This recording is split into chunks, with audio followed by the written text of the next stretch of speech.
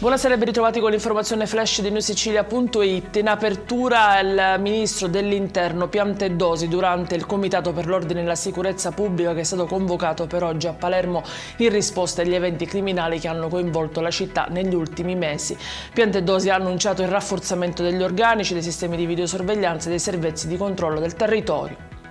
Il pontile sbarcatoio di Gela, storico simbolo del lungomare cittadino e luogo legato a una delle pagine più importanti della Seconda Guerra Mondiale, sarà demolito e successivamente ricostruito.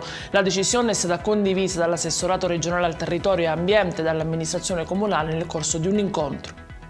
Sanità siciliana, 10 milioni di euro per le infrastrutture tecnologiche necessarie all'avvio delle attività delle centrali operative di Catania e Palermo che ospiteranno il servizio 116-117. Le somme sono state assegnate all'Arnas Civico di Palermo con un decreto firmato dall'assessore Caruso.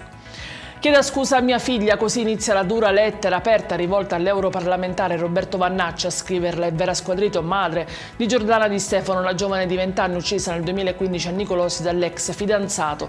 La donna ha affidato il suo messaggio a un post pubblicato sui social accompagnato da una fotografia della tomba della figlia, contestando le recenti affermazioni dell'ex generale sul tema del femminicidio.